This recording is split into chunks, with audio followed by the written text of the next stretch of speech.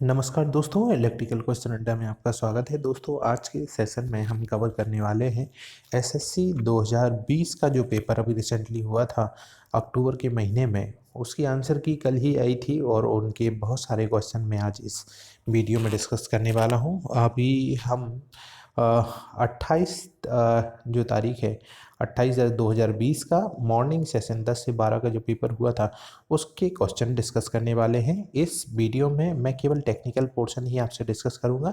तो चलिए स्टार्ट करते हैं इसका टेक्निकल पोर्शन। इस क्वेश्चन को आप देखेंगे, पहला क्वेश्चन है ये। यहाँ आपको सर्किट डायग्राम दिया हुआ है। सर्किट डायग्राम में आपसे पूछा है आई नॉट कितना है। तो इस सर्किट डायग्राम को जब आप देखेंगे तो यहाँ आपको सभी पैरामीटर गिवन हैं और सिंपली आपसे केवल आई नॉट पूछा हुआ है। इस पॉइंट ए पर हम यहाँ केसीएल इक्वेशन अप्लाई करेंगे और यहाँ आप देखेंगे कि यहाँ से 0.5 आई नॉट आ रहा है, यहाँ से 3 एम्पियर आ रहा है और इस वाली ब्रांच में आई नॉट करंट फ्लो हो रहा है। तो ए पॉइंट पर केसीएल इक्वेशन लगाने पर आप देखेंगे कि 3 plus 0.5 I naught plus I naught equal to 0। यहाँ से आप इसको सॉल्व करेंगे तो आई नॉट की वैल्यू जो आएगी वो आएगी आपकी 6 एम्पियर। यहाँ दो करंट इंटर हो रही हैं और एक करंट बाहर की तरफ है यानी माइनस आई नॉट होगा, जबकि ये वाली दोनों करंट का समेशन होगा। तो इसका सही आंसर कितना होगा? 6 एम्पियर होगा। अगला क्वेश्चन है ए 12 ohm resistor is connected across a 6 ohm resistor in parallel. What will be the equivalent resistance? दोनों पैरेलल में कनेक्टेड है। 12 इंटू 6 डिवाइडेड बाई 18, तो ये आपका आंसर आ जाएगा 4। अगला क्वेश्चन है for determination of load and installation the rating assume for incandescent lamp. Load testing में जब इनकंडेंसेंट लैम्प यूज़ करते हैं तो उसकी रेटिंग जो होती है वो होती है नॉर्मली 60 वाट का इनकंडेंसेंट लैम्प होता है। अगला क्वेश्चन है the working principle of Pirani gauge. Pirani gauge का वर्किंग प्रिंसिपल क्या होता है? तो ये चेंज इन थर्मल कंडक्टिविटी होता है। कैसे होता है? इसको हम नॉर्मली दोस्तों एक अरेंजमेंट यहाँ पर सेटअप रहता है और ये एक ब्रिज के फॉर्म में रहता है। यहाँ से एक ये टंगस्टन का वायर लगा हुआ था और ये वैक्यूम के अंदर काम करता है। वैक्यूम के अंदर किसी गैस की थर्मल कंडक्टिविटी जब हमको चेक करनी होती है तब हम इस पिरानी गेज का इस्तेमाल करते हैं। यहाँ आप देखेंगे एक ये ब्रिज रहता है, इस टाइप से ये अरेंजमेंट रहता है। हमने सप्लाई दी हुई है इन दोनों टर्मिनल पर और अब देखेंगे ये 4 रजिस्टर आपको ब्रिज के फॉर्म में यहाँ से दिखाई पड़ रहे हैं। एक रेजिस्टेंस यहाँ पर रहता है इंटरनल, ये नॉर्मली टंगस्टन का बना हुआ होता है और बाकी जो बचे हुए 3 रेजिस्टेंस हैं वो आपको ब्रिज के फॉर्म में दिखाई पड़ रहे हैं। इसको हम ये थर्मल कंडक्टिविटी के कारण यहाँ लॉस होता है और जिसके कारण यहाँ से वोल्टेज आपका चेंज होता है। वो वोल्टेज कितना चेंज हुआ है उसके बेस पर हम ये थर्मल कंडक्टिविटी उस गैस की निकालते हैं। तो पिरानी गेज जो होता है वो थर्मल कंडक्टिविटी मेजर करने के लिए होता है किसी गैस का, और वो भी वैक्यूम के अंदर। अगला क्वेश्चन है in a synchronous motor for open circuit characteristic the final value of generated EMF should be about of rated voltage. ये हमसे सिंक्रोनस मशीन के बारे में बात करी गई है। ओपन सर्किट पैरामीटर हम क्या करते हैं कि सबसे पहले जब हम ओपन सर्किट कैरेक्टरिस्टिक ड्रॉ करते हैं, ओपन सर्किट कैरेक्टरिस्टिक सबसे पहले तो आपको मालूम होना चाहिए किन किन के बीच ड्रॉ होती है। तो ये आईएफ यानी फील्ड करंट जो होता है उसके बीच में, और आपका ईएफ सॉरी ईटी बोल सकते हैं या इसे हम वीटी भी बोलते हैं, टर्मिनल वोल्टेज। तो आप देखेंगे ओपन सर्किट कैरेक्टरिस्टिक में कि यहाँ पर जैसे जैसे आप वोल्टेज आईएफ बढ़ाते हैं यानी एक्साइटेशन करंट बढ़ाते हैं, आपका वीटी टर्मिनल वोल्टेज भी बढ़ता जाता है। लेकिन एक पॉइंट के बाद वो सैचुरेट हो जाने के कारण आपकी वेवफॉर्म जो यहाँ लीनियर आ रही थी अब वो लीनियर नहीं रहती है। तो ये हम जब ओपन सर्किट एनालिसिस इसमें करते हैं तो फील्ड करंट को हम कितना तक बढ़ा सकते हैं, एक लिमिट भी होती होगी इसकी, तो वो लिमिट रहती है 125% तक ही हम इसके इतना करंट हम बढ़ा सकते हैं कि इसका जो VT है या जो टर्मिनल वोल्टेज आया है वो रेटेड का 125% हो, है ना। तो इसका सही आंसर कितना होगा, 125% तक जितना वोल्टेज हम बढ़ा सकते हैं उतना इसमें हम करंट इंक्रीज करते करते जाते हैं। ऐसे ही कैरेक्टरिस्टिक एक शॉर्ट सर्किट की भी बनती है। शॉर्ट सर्किट का जो कैरेक्टरिस्टिक होती है उसमें आप देखेंगे कि यहाँ पर फील्ड करंट के बीच में और एक आर्मेचर हम यहाँ लगाते हैं, अमीटर लगाते हैं इसके टर्मिनल वोल्टेज पर, और इनके बीच दोनों कैरेक्टरिस्टिक को ड्रॉ करते हैं। तो यहाँ देखेंगे आप जैसे जैसे करंट बढ़ाते जाते हैं आपका IA भी उसी लेवल में बढ़ता जाता है। अब इसमें हम कितना IA बढ़ा सकते हैं इसकी भी कुछ लिमिट रहती है।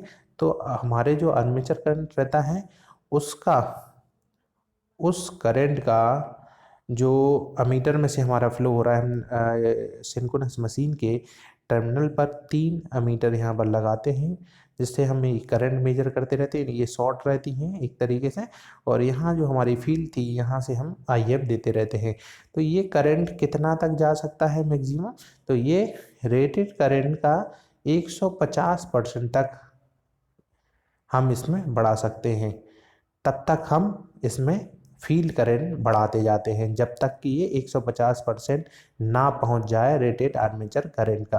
तो ये तो था शॉर्ट सर्किट के लिए, और इसके पहले जो हमने बात करी है ओपन सर्किट के लिए, ओपन सर्किट में 125% तक वोल्टेज बढ़ा सकते हैं।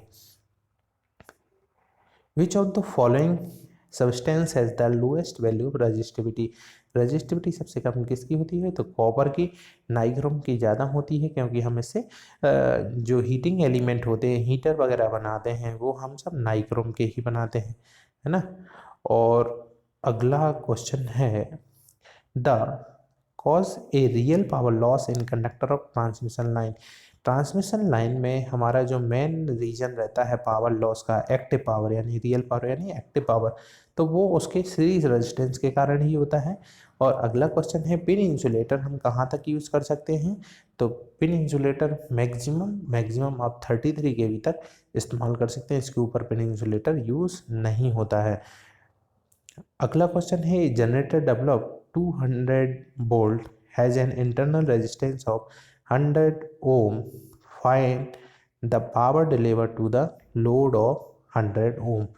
दोस्तों इस क्वेश्चन में आपको दिया हुआ है कि एक जनरेटर है, एक जनरेटर जिसका इंटरनल रेजिस्टेंस कुछ दिया हुआ है, और ये लोड के कनेक्टेड है जिसका आपको दिया हुआ है ये 100 है और ये भी 100 है आपका। यहाँ एक जनरेटर जी लगा हुआ है जिसका वोल्टेज आपको दिया हुआ है 200 वोल्ट। यहाँ ये करंट आपको निकालनी है आई, तो आई कैसे निकालेंगे, इसका voltage divided by total resistance. आपको वोल्टेज दिया हुआ है 200 डिवाइडेड बाय टोटल रेजिस्टेंस जो हुआ 100 प्लस 100 यानी 200। करंट आपकी आ जाएगी 1 एम्पियर। 1 एम्पियर करंट आ जाने के बाद अब आपको पता था कि आपको लोड के अक्रॉस वोल्टेज निकालना था। आपने सर्किट डायग्राम में यहाँ देखा था ये 100 है, यहाँ पर करंट आपने निकाली वो आ गई 1 एम्पियर, है ना। यहाँ ये आपका जनरेटर लगा हुआ है, तो ये 100 में से पावर कितनी कंज्यूम होगी ये आपसे निकालना है। तो ये होगा आई स्क्वायर आर। आई आपका निकाला आपने बनाया इंटू आर। आर कितना है 100 है, तो आपका सही आंसर कितना हो जाएगा 100 वाट यहाँ पर सही आंसर होगा जो कि आपको दिखाई पड़ रहा है। अगला क्वेश्चन है 10 joule per coulomb. 10 joule per coulomb is equal to 10 volt per coulomb equal to 10 volt per second ही होगा, क्योंकि ये दोनों यूनिट सेम ही रहती हैं। जूल बाई कूलाम या वोल्ट पर सेकेंड ये सेम ही यूनिट होते हैं। Magnetic flux density is also known as, तो मैग्नेटिक फ्लक्स डेंसिटी जो होती है वो उसको हम मैग्नेटिक इंडक्शन भी बोलते हैं। रिलक्टेंस क्या होता है दोस्तों, कोई भी मटेरियल होता है उसमें से मैग्नेटिक फ्लक्स को जो आप अपोजिशन में मिलता है, जो उसके फ्लक्स को जाने से रोकता है उसको रिलक्टेंस बोलते हैं। परमियंस किसे बोलते हैं, यदि आपका फ्लक्स कुछ ऐसा मटेरियल मिलता है जिससे वो इजीली पास हो जाता है। जैसे हम बोलते हैं हाईली परमिएबल की कोर होना चाहिए ट्रांसफार्मर की, यानी आपका जो फ्लक्स होगा वो इजीली पास हो जाए, यानी रिलक्टिविटी कम हो, उसकी रेजिस्टेंस कम हो, उसका रिलक्टेंस कम हो, तो उसको परमिएंस बोलते हैं हम लोग। और अगला क्वेश्चन है, in which of the following aspect is the DC welding better than AC. तो डीसी वेल्डिंग एसी वेल्डिंग से किस चीज़ में अच्छी होती है, तो आर्क स्टेबिलिटी। डीसी के केस में आप देखेंगे एक यूनिफॉर्म करंट फ्लो होने के कारण इसकी आर्क की स्टेबिलिटी काफ़ी अच्छी होती है, जबकि एसी में आर्क स्टेबल नहीं होता है। अगला क्वेश्चन है, which of the following is not a valid advantage of screen in squirrel cage induction motor. तो स्क्वायरल केज इंडक्शन मोटर में हम दोस्तों क्या करते हैं कि चूँकि कॉगिंग से बचने के लिए, कॉगिंग क्या होती है, जैसे स्टेटर और रोटर के जो स्लॉट रहते हैं ये एक तरीके से बन जाते हैं स्टार्टिंग कंडीशन में, टॉर्क काफ़ी ज़्यादा लगाना पड़ेगा और ये मैग्नेटिक फील्ड जनरेट हो जाती है दोनों में, इन पोलों के बीच में, इस दोनों स्टेटरों के बीच में। स्टेटर में भी टीथ होते हैं, रोटर में भी टीथ होते हैं, इनके बीच में एक मैग्नेटिक बॉन्डिंग टाइप से हो जाती है जिससे ये दोनों स्लॉट बन जाते हैं। आपका रोटर और स्टेटर के बीच में लॉकिंग हो जाने के कारण आपका रोटर इजीली मूव नहीं हो पाता है। रोटर इजीली मूव नहीं हो पाता है तो स्टार्टिंग टॉर्क काफ़ी ज़्यादा लगाना पड़ता है। तो हम क्या करते हैं कि रोटर के जो स्लॉट रहते हैं, रोटर के स्लॉट रहते हैं उनको हम थोड़ा सा डाइवर्ट कर देते हैं इस टाइप से कि वो, आप देखेंगे ये हमने इसको इस तरीके से नहीं बनाया है, एग्जैक्ट पैरेलली स्लॉट नहीं रहते हैं, ये कुछ एंगल पर मोड़ दिए जाते हैं जिससे कि इनकी इंटरलॉकिंग ना हो स्टेटर के पोल के साथ। तो उससे क्या फ़ायदा हुआ हमें कि उससे एक तो नॉइस कम हो जाती है आपकी मोटर में, हमिंग कम हो जाएगी, इट प्रिवेंट कॉगिंग। कॉगिंग हमने समझ लिया कि जो बॉन्डिंग हो रही थी वो बॉन्डिंग नहीं हो पाती है फिर, और it produce more uniform torque, है ना। और बाकी इससे क्या नहीं होता है, तो इट इंक्रीज स्टार्टिंग टॉर्क। ये पॉइंट दोस्तों यहाँ पर गलत है क्योंकि ये स्टार्टिंग टॉर्क को रिड्यूस करता है। तो ये कुछ पॉइंट थे जो आपको समझने थे। अगला क्वेश्चन है, if two identical inductance are magnetically coupled, magnetic mutual inductance is 10 millihenry and the coefficient of coupling is 0.04, find the self inductance of the inductor।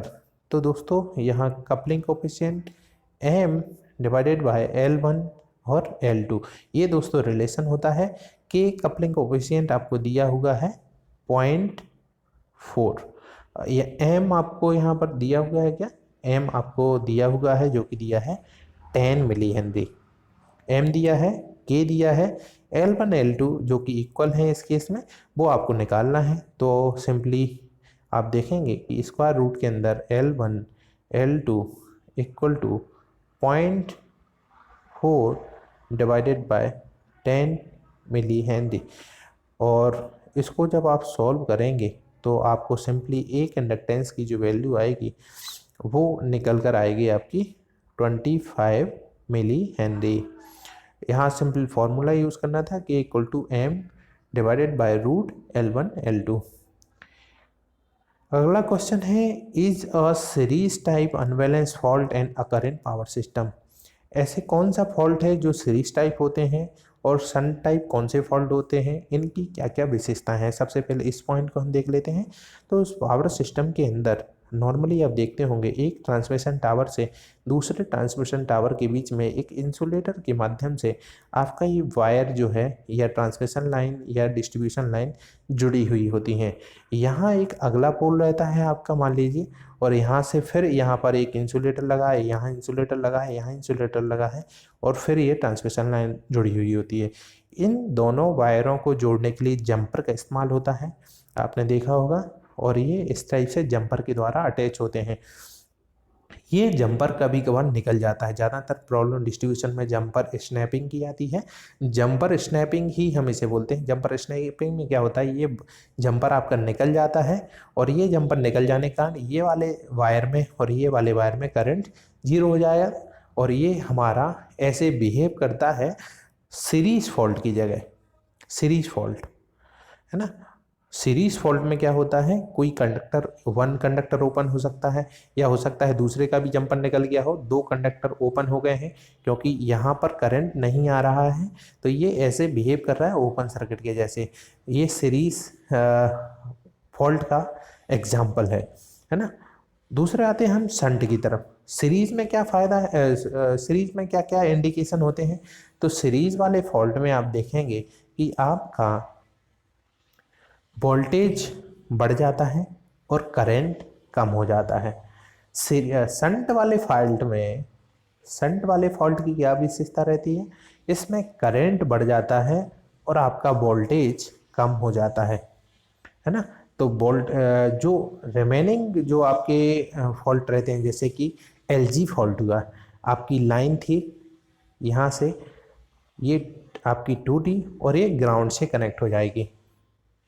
Ground से कनेक्ट हो जाने के कारण आप देखेंगे कि चूंकि आपका रेजिस्टेंस काफ़ी कम हो जाएगा और यहाँ पर आप देखेंगे कि आपके सिस्टम में करंट काफ़ी ज़्यादा हाई हो जाता है, जिसे हम फॉल्ट करंट भी बोलते हैं। कई बार ये 30-50 किलो एम्पियर में भी रहती है ना। तो बहुत सारी करंट यहाँ होती है और आपका वोल्टेज चूँकि जीरो हो जाता है इस वाले सिस्टम में, है ना।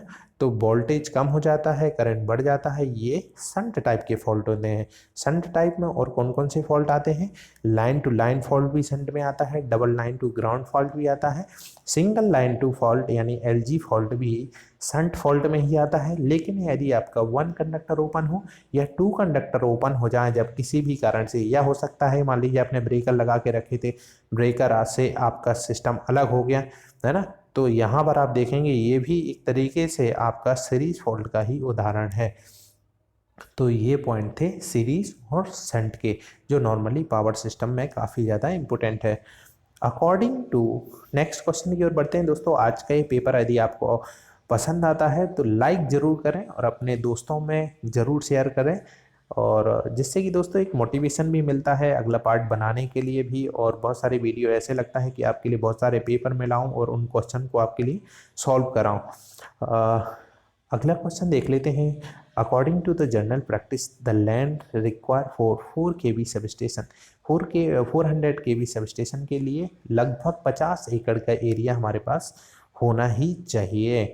अगला क्वेश्चन है, for a induction motor it is not possible to add any external resistance in series with the rotor circuit for starting purpose। तो ऐसी कौन सी मोटर है जिसमें हम रेजिस्टेंस इंसर्ट नहीं कर सकते। स्क्वायरल केज टाइप की मोटर होती है जिसका रोटर एक केज टाइप कंस्ट्रक्शन होता है, जिसके कि ये शॉर्ट्स होती है दोनों सिरे से, और जो हमारी फेज बाउंड मोटर होती है उसमें हम हमारे रोटर के में रेजिस्टेंस इंसर्ट कर सकते हैं, लेकिन हम किस में नहीं कर सकते हैं, तो वो है स्क्वायरल केज इंडक्शन मोटर। अगला क्वेश्चन है दोस्तों, the peak load on A power plant is 60 megawatt and the total load having maximum demand of 30 megawatt, 20 megawatt, 10 megawatt and 15 megawatt are connected to the power plant। find the diversity factor। diversity factor क्या होता है दोस्तों, individual maximum demand divided by उस system पर peak load कितना है, ये हमारा डाइवर्सिटी फैक्टर का फॉर्मूला होता है। यहाँ पर आप मैक्सिमम डिमांड देखेंगे, आपको सभी मैक्सिमम डिमांड दिखाई पड़ रही हैं, और इन सब का समेशन करेंगे आप तो 30, 20, 10 एंड 15, तो इनको टोटल का समेशन कीजिए तो आपको 75 हो जाएगा, डिवाइडेड बाय आपकी peak load demand. Peak load कितना है आपका, 60 है। इसको आप सॉल्व करेंगे, 75 डिवाइडेड बाय 60, तो आपका आंसर हो जाएगा 1.25। ये इसका सही आंसर है। तो दोस्तों इस टाइप के क्वेश्चन भी काफ़ी इंपॉर्टेंट होते हैं। अगला क्वेश्चन है ना, DC machines the brush contact drop is assumed to be, तो ब्रश कॉन्टेक्ट ड्रॉप लगभग 2 वोल्ट के इक्वल होता है। ये कई बार दोस्तों पूछा जाता है, बहुत ज़्यादा इम्पोर्टेंट है, कई स्टेट इंजीनियरिंग पेपर में मैंने इसको देखा है, तो काफ़ी अच्छा क्वेश्चन है। Which of the following system of wiring has a poor durability, durability किसमें सबसे कम होती है, तो क्लीट वायरिंग होता है, क्योंकि इसमें आप देखेंगे ऐसी क्लिप टाइप से रहती हैं जिसके द्वारा हम वायर को ले जाते हैं। ऐसी क्लिप हम इसमें दीवार पर हैमर की हेल्प से लगाते हैं, और यहाँ देखेंगे आपका वायर इस फॉर्म में रहता है। दूसरी जो वायरिंग है हमारी कंडक्ट वायरिंग, कंडक्ट में एक पाइप रहता है, उसके द्वारा हम एक वायर को ले जाते हैं, आपने घरों में पुराने टाइम पर देखी होगी। और एक कैसिंग कैपिंग वायरिंग भी होती है, जिसमें आजकल जो प्लास्टिक वाली चल रही है, पहले लकड़ी की बनी हुई होती थी, इसमें एक प्लास्टिक शीट रहती है इस टाइप से, और इसी के ऊपर एक और प्लास्टिक शीट रख दी जाती है, तो यहाँ इसके बीच में से वायर ले जाते हैं यहाँ। तो ये थी आपकी कैसिंग कैपिंग वायरिंग। एक CTS वायरिंग भी होती है, जिसमें बहुत सारे ऐसे आप देखेंगे, बहुत सारी वायरिंग हर एक रूम के लिए अलग से ले जाते हैं यहाँ। और एक कवर्ड रहती है, प्योर प्रोटेक्टेड फ्रॉम वाटर भी रहती है, ये पानी का इसमें कुछ इफेक्ट नहीं जाता है, तो ये CTS वायरिंग होती है। अगला क्वेश्चन है, a generator station has the following detail, unit generated in 24 hour is 62,500 kilowatt hour, maximum demand दी हुई है आपको, and rated capacity of the plant भी दी हुई है। Find the capacity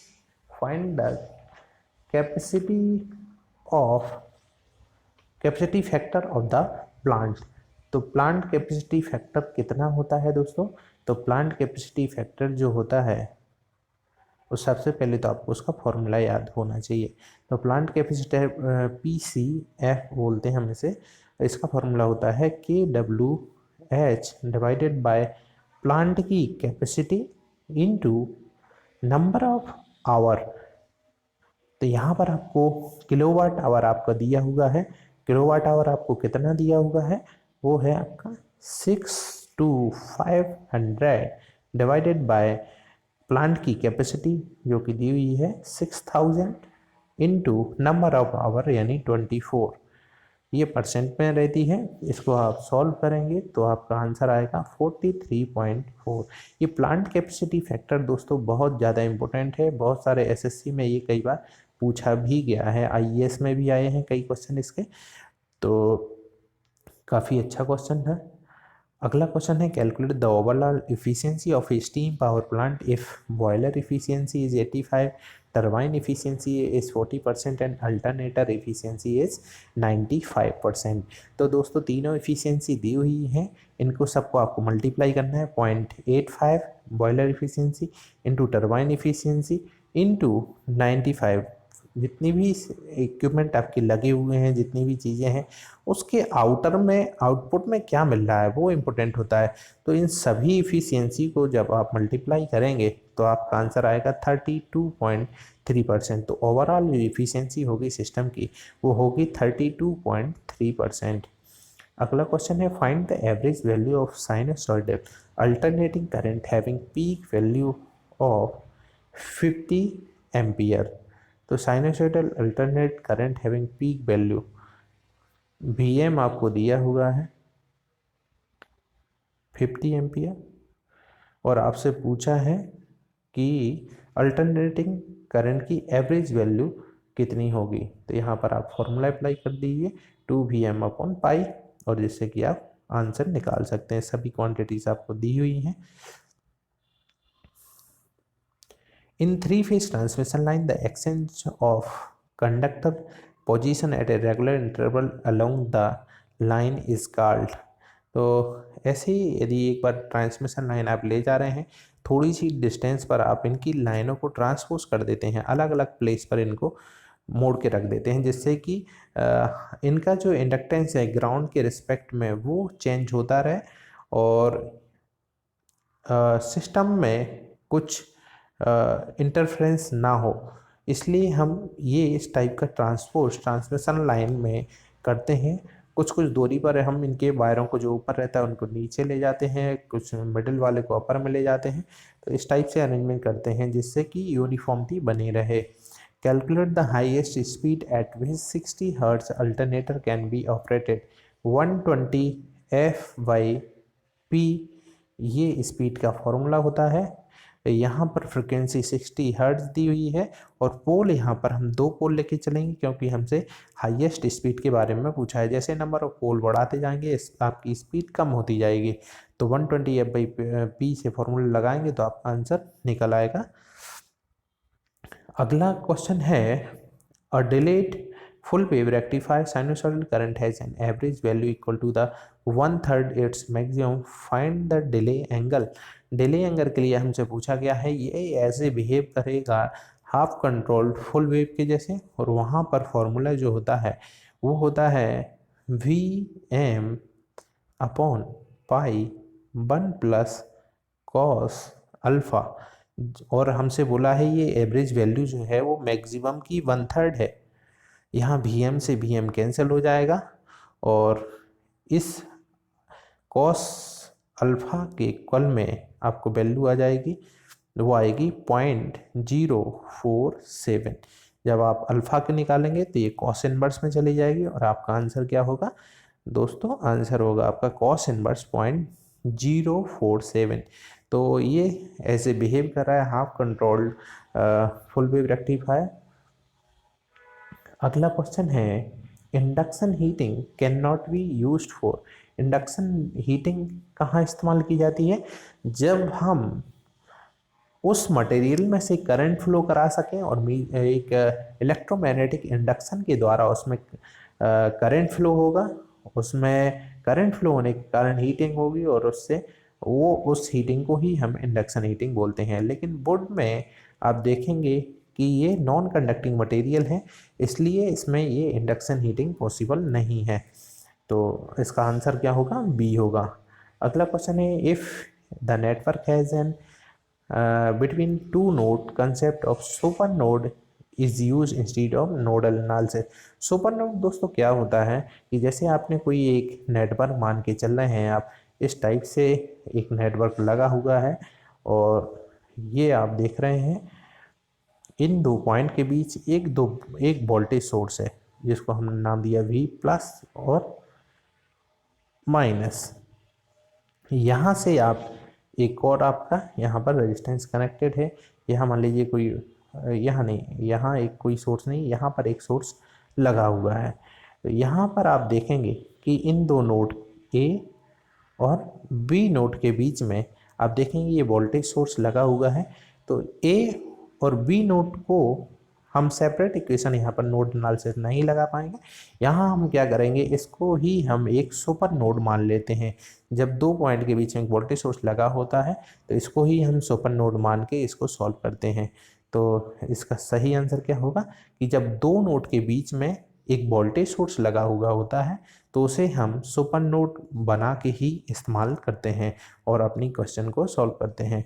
Which of the following statement is true about the synchronous machine? तो synchronous machine under excited में क्या होगा, रिएक्टिव पावर लेती है, ओवर एक्साइटेड में रिएक्टिव पावर देती है। तो यहाँ क्या होगा, ओवर एक्साइटेड में डिलीवर करेगी, अंडर में लेगी। तो इसके हिसाब से आपका ऑप्शन 4 सही है यहाँ पर। अगला क्वेश्चन है आई नोट आपसे पूछा है, इस नोट पर आप KCL लगा दीजिए। KCL लगाएंगे तो आई नोट आपको मिल जाएगा। तो दो करंट यहाँ से एंटर हो रही हैं तो इनका समेशन होगा, एक करंट ये बाहर जा रही है और आई नोट भी बाहर जा रही है। तो 4 + 2 = 10 प्लस आई नोट की वैल्यू कितनी आ जाएगी, -4। Which of the following has diode is a PNPN diode with 2 terminal. तो PNPN डायोड यानी दो डायोड से मिलकर जो बनता है वो होता है शॉटकी डायोड। शॉटकी डायोड का आपको सिंबल मालूम होना चाहिए दोस्तों, कई एग्जामों में ये पूछा जाता है। तो शॉटकी डायोड का जो सिंबल होता है वो कुछ इस तरीके से होता है, ये होता है शॉटकी डायोड का। इसके बाद आते हैं टनल डायोड का। टनल डायोड का भी कई एग्जामों में ये क्वेश्चन रिपीटेड है। टनल डायोड का सिंबल क्या होता है, ये टनल डायोड का होता है।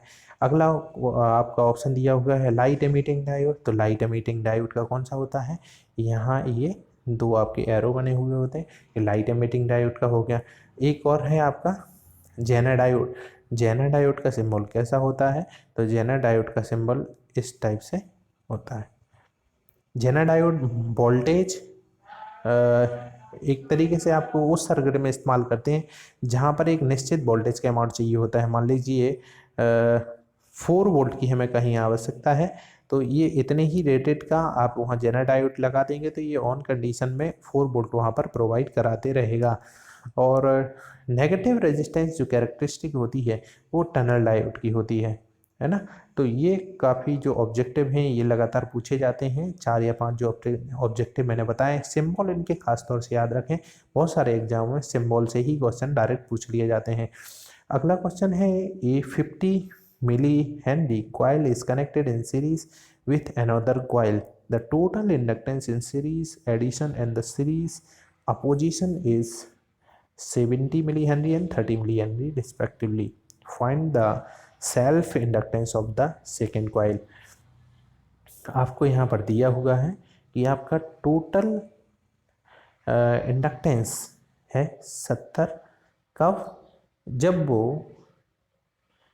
एडिशन में है, यानी L1 plus L2 plus M, ये आपका फॉर्मूला होता है। दूसरा आपको दिया हुआ जब अपोजिशन में है, तो अपोजिशन में यहाँ पर आप फॉर्मूला में -m हो जाता है, और इसकी वैल्यू कितनी दी हुई है आपको, 30 दी हुई है।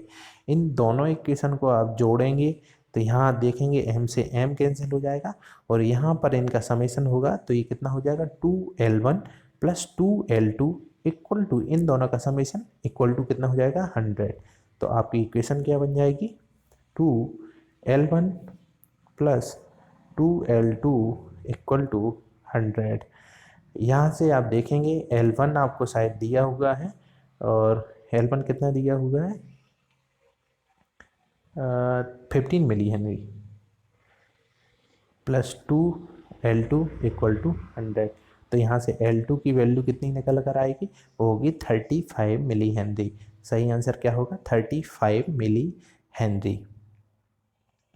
अगला क्वेश्चन है which of the following method of obtaining voltage regulation of a synchronous machine is also called general method.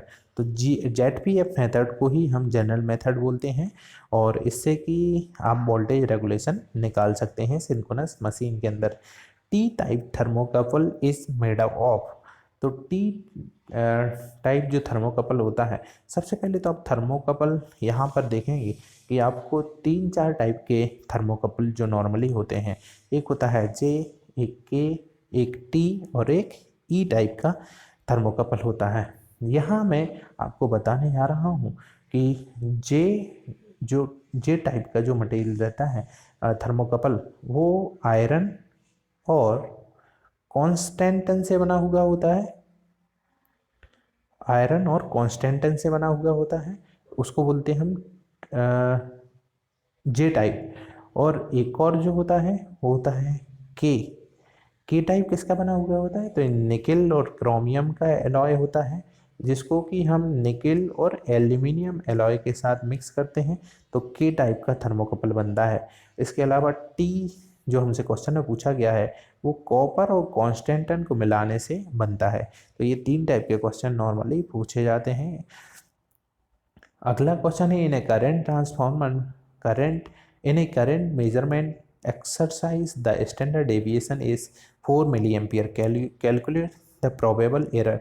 तो PV जो यहाँ पर होगी, प्रोबेबल एरर का जो फॉर्मूला होता है वो 68% ऑफ स्टैंडर्ड डेविएशन, ये 68% ही होता है। तो इसको जब आप सॉल्व करेंगे तो 4 का 68% वो होगा 2.7 मिली एम्पियर। तो ये यहाँ पर फॉर्मूला यूज़ करना था। प्रोबेबल एरर जो होता है 68% ऑफ स्टैंडर्ड डेविएशन, तो उससे आपकी वैल्यू निकल कर आएगी 2.7। अगला क्वेश्चन है in a case of nominal T representation of medium length transmission line the shunt capacitance can be. तो शंट कैपेसिटेंस जो होता है वो लम्प के फॉर्म में मिडिल में इसको लेके चलते हैं हम। For a certain transistor beta is equal to 50, find the value of alpha. तो अल्फा इक्वल टू कितना होगा, बीटा अपॉन 1 प्लस बीटा। इसको आप वैल्यू रख दीजिए तो आपका आंसर आ जाएगा 0.98। अगला क्वेश्चन है, in induction motor what will be the value of slip to get maximum torque. तो मैक्सिमम टॉर्क निकालने के लिए यहाँ स्लिप का जो फॉर्मूला होगा वो होगा R2 यानी रोटर का रेजिस्टेंस डिवाइडेड बाय X2 यानी रोटर का ही रिएक्टेंस का रेशियो जो होगा वो स्लिप के इक्वल होगा। तब यहाँ पर मैक्सिमम टॉर्क यहाँ इंडक्शन मोटर केस में जनरेट होता है। During resistive welding heat produce at the joint is proportional to. तो हीट जो प्रोपोर्शनल रहती है वो आई स्क्वायर आर रेजिस्टेंस में जो लॉस होगा उसके इक्विवेलेंट होती है। और अगला क्वेश्चन है इसमें, for magnetically coupled circuit mutual inductance is always positive. Identify a valid disadvantage of HVDC transmission line. तो HVDC ट्रांसमिशन में जो सबसे ज़्यादा डिसएडवांटेज रहता है, एक तो हमें सेंडिंग एंड पर कन्वर्ट करना होता है, एक रिसीविंग एंड पर कन्वर्ट करना होता है। सबसे पहले AC यहाँ से हम DC में कन्वर्ट करेंगे और DC से फिर इस एंड पर हम फिर से उसको AC में 3 फेस में कन्वर्ट करते हैं। इन कन्वर्टरों का जो कॉस्ट होता है काफ़ी ज़्यादा हाई होता है, इनमें मेंटेनेंस भी काफ़ी ज़्यादा हाई होता है और एक निश्चित सब डिस्टेंस के बाद आपको ये लगाने ही पड़ेंगे। तो आप सोचेंगे इसमें काफ़ी ज़्यादा खर्चा होता है। तो डिसएडवांटेज जो है इसका वो एक्सपेंसिव कन्वर्टर इसके दोनों एंड पर लगे हुए होते हैं। बाकी रेडियो का इंटरफ्रेंस इसमें नहीं होता है, AC में होता है। कोरोना लॉस जो होता है वो आपके AC में ही रहता है और स्किन इफेक्ट भी आपके उसमें ही रहता है, AC में ही रहता है। स्किन इफेक्ट का दोस्तों बहुत बार क्वेश्चन भी आता है कि आपके जो कंडक्टर रहते हैं वो आपने देखा होगा कि स्ट्रैंड रहते हैं, यानी इसी में बहुत सारे कंडक्टर छोटे छोटे मिलके ही इनको हम ऐसे मोड़ के एक कंडक्टर हम डिस्ट्रीब्यूशन में भी आप देखेंगे तो ऐसे बनाते हैं। इनमें क्या रहता है कि जैसे यदि आपने एक सॉलिड कंडक्टर यदि मान लीजिए यहाँ लिया होता, यहाँ सॉलिड कंडक्टर में क्या होता है कि इस कंडक्टर में जब हम करंट फ्लो कराएंगे तो वो करंट आउटर सरफेस पर ही रहता है, इसके अंदर ये करंट नहीं जाता है। आउटर सरफेस पर ही फ्लो होने के कारण अंदर करंट नहीं होता है तो आपका कंडक्टर यूटिलाइज नहीं होता है, वो अंदर का जो मटेरियल है उस कंडक्टर का वो यूटिलाइज नहीं होता है। तो इस केस में हम लेके चलते हैं कि स्किन इफेक्ट के कारण ही कंडक्टर का रेजिस्टेंस बढ़ जाता है। ये बहुत सारे पेपर में पूछा जाता है, रेजिस्टेंस ओवरऑल बढ़ जाता है। और जो स्किन डेप्थ होती है, एक टर्म और होती है यहाँ पर स्किन डेप्थ बोलते हैं, जैसे कि यदि आपका कंडक्टर मटेरियल में हम वोल्टेज फ्रिक्वेंसी बढ़ाते जाएं, फ्रिक्वेंसी जितनी बढ़ाते जाएंगे कंडक्टर पर करंट उतने ही आउटर सरफेस पर फ्लो होगा। यदि आपने फ्रिक्वेंसी कम कर दी तो स्किन डेप्थ बोलते हैं, जिसे हम आपके करंट जो होगा कंडक्टर के इनसाइड भी होकर जाएगा। लेकिन यदि फ्रिक्वेंसी बढ़ाते गए तो ये कंडक्टर की आउटर सरफेस से ही होकर जाएगा। तो ओवरऑल हमारा मटेरियल का लॉस्ट होता है, बीच वाले मटेरियल का जब कुछ काम ही नहीं हो, उससे करंट ही फ्लो नहीं हो रहा है तो आपका एक तरीके से लॉस होता है उसमें। तो ये स्किन इफेक्ट के कारण हमें काफ़ी ज़्यादा लॉस होता है ना।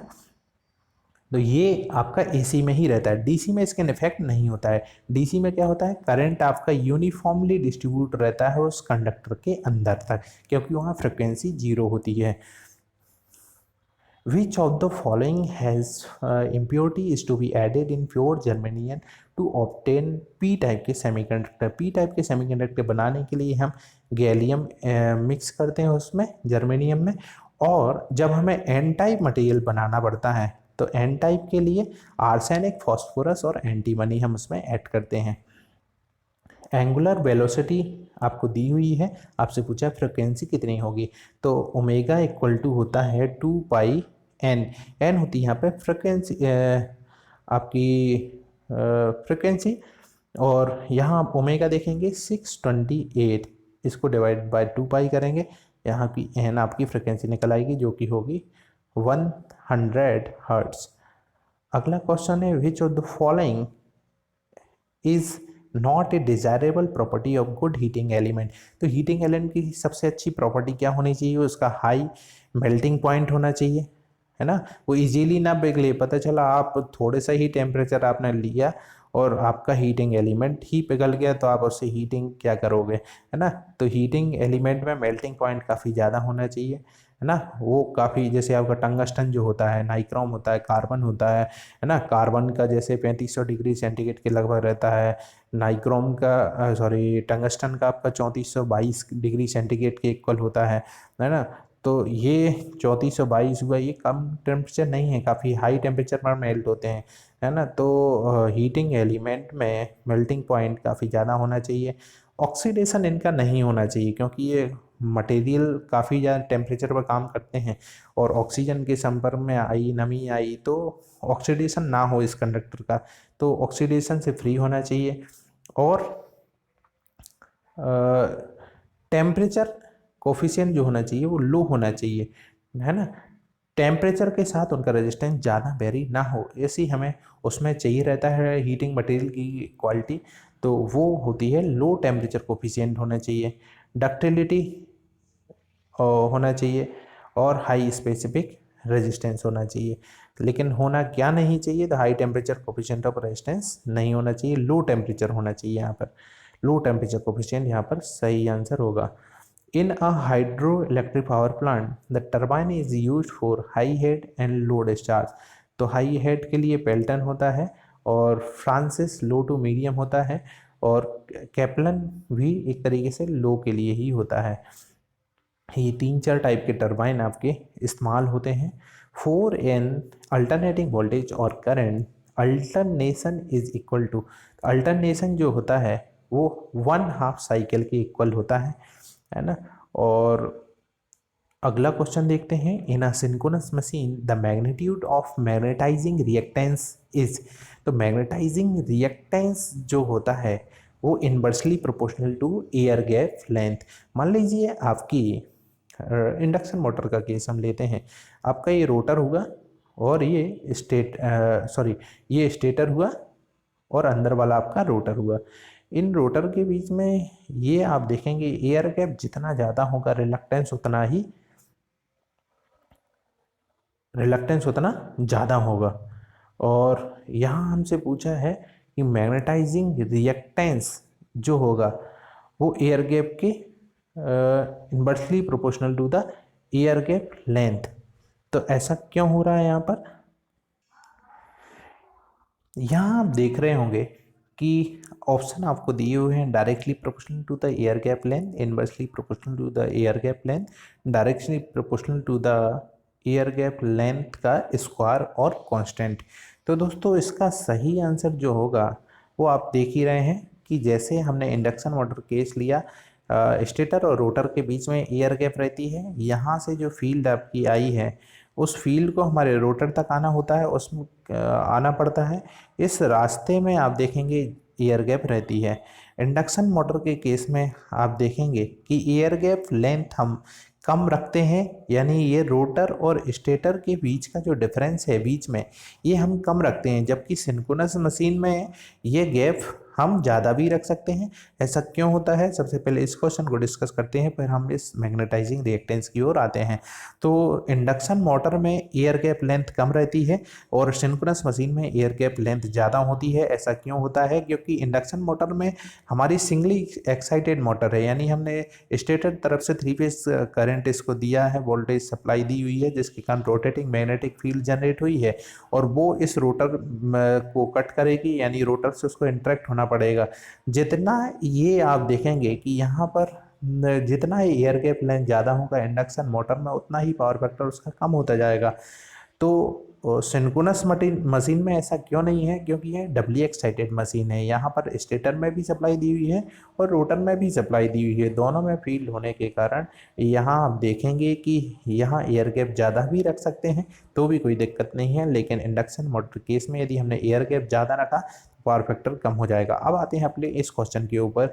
यहाँ पर हमसे पूछा गया था कि magnetising reactance is air gap के किस टाइप से बिहेव करेगा। तो यहाँ दोस्तों इसका सही आंसर जो होगा वो होगा directly proportional to the air gap length. यहाँ पर आंसर इसका गलत दिया हुआ है और मैग्नेटाइजिंग रिएक्टेंस क्यों ज़्यादा होगा? क्योंकि आप देखेंगे ये आपका स्टेटर हो गया, ये आपका रोटर हो गया, ये हमने एयर गैप यहाँ पर रखी हुई है। यहाँ से फ्लक्स यदि इस स्टेटर से यहाँ फ्लक्स आया है तो इस एयर गैप जितना ये कम रहेगा ना उतनी इसको आसानी रहेगी, यहाँ पर रिएक्टेंस कम होगा कम लेंथ में। लेकिन यदि आपकी एयर गैप ज़्यादा है तो यहाँ पर इतनी यहाँ तक आने के लिए इसका रिएक्टेंस जो होगा वो इसे ज़्यादा प्रोवाइड कराएगा और आपका फ्लक्स यहाँ आसानी से नहीं आ पाएगा। तो लो उसमें एयर गैप लेंथ रखते हैं यदि हमें कम रिएक्टेंस चाहिए, और कम रिएक्टेंस होगा आपका तो आपका पावर फैक्टर भी काफ़ी अच्छा होगा। तो ये था इसका सही आंसर। इसका सही आंसर क्या होगा दोस्तों? ए होगा, ना कि बी। इसमें शायद गलत दिया हुआ है।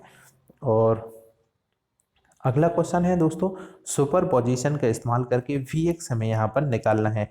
तो इसको हम कैसे सॉल्व करेंगे? आपको यहाँ पर दिया हुआ है Vx, और इस पॉइंट पर हमने यदि इक्वेशन लगाएंगे यहाँ पर तो आप देखेंगे एक होगा Vx माइनस 20 डिवाइडेड बाय 20 ओम।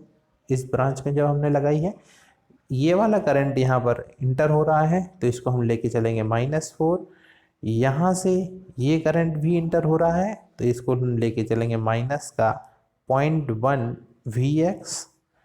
और एक और ब्रांच आपकी छूटी हुई है जो कि है Vx divided by 4 equal to 0। ये इक्वेशन यहाँ पर बनी आपकी। एक तो बनी Vx माइनस 20 डिवाइडेड बाय 20 ये वाली ब्रांच की, एक बनेगी आपकी ये वाली जिसको हमने -4 से इंडिकेट किया है, एक होगी इसमें से भी करंट जाएगा, और एक ये वाला करंट हो गया। तो ये तीनों जो इक्वेशन है इनको सॉल्व करेंगे आप। एक ही इक्वेशन है, इसमें से आपको सभी क्वांटिटीज़ दी हुई हैं, केवल Vx अननोन है। इसको आपको थोड़ा सा ही सॉल्व करना है और आपका आंसर आ जाएगा। Vx की वैल्यू यहाँ से निकल कर आ जाएगी जो कि होगी, Vx की वैल्यू कितनी होगी 25। तो ये इजी क्वेश्चन था। और universal motor is said to be inductively compensated when compensating binding is short circuit on itself। अगला क्वेश्चन है, reluctivity is analogous to specific resistance, conductivity, conductance और करंट डेंसिटी। तो इलेक्ट्रिकल सर्किट में आपका resistance आपके current को flow होने से रुकता है, और आपका फ्लक्स के जब मैग्नेटिक सर्किट में हम जाते हैं तो रिलेक्टिविटी जो होती है वो आपके मैग्नेटिक फ्लक्स को जाने से रोकती है। तो यहाँ मैग्नेटिक फील्ड में आप देखेंगे वहाँ जैसा फ्लक्स का बिहेवियर रहता है वैसा ही इलेक्ट्रिकल सर्किट के अंदर आपकी करंट का बिहेवियर रहता है। तो फ्लक्स और करंट ये एक तरीके से सेम है, और रेजिस्टेंस और रिलेक्टिविटी जो रहती है, रिलेक्टिविटी जो है वो लगभग सेम बिहेवियर के हैं। तो इसका सही आंसर क्या होगा? Specific resistance. दोस्तों ये तो थे 50 क्वेश्चन, और इसके रिमेनिंग 50 क्वेश्चन मैं अगली वीडियो में बनाने वाला हूं। तो आज का ये वीडियो आपको कैसा लगा कमेंट में ज़रूर बताइए। और कोई भी पेपर आप यदि सॉल्व करना चाहते हैं या किसी क्वेश्चन में आपको कठिनाई महसूस हो रही है तो आप इस मेल ID पर उस पेपर को सेंड कर सकते हैं। मेल ID है अभी 941573@gmail.com, या कोई भी क्वेरीज हैं आपकी तो उस पर पूछ सकते हैं। अभी 941573@gmail.com। तो ये आपकी ये मेल ID है, इस पर आप क्वेश्चन पेपर भी सेंड कर सकते हैं जिस आपको सॉल्यूशन चाहिए है। और भी कोई आपके मन में कोई क्वेश्चन है तो यहाँ पर आप पूछ सकते हैं जिसका मैं रिप्लाई आपको ज़रूर दूंगा। आज के लिए इतना ही। Thank you.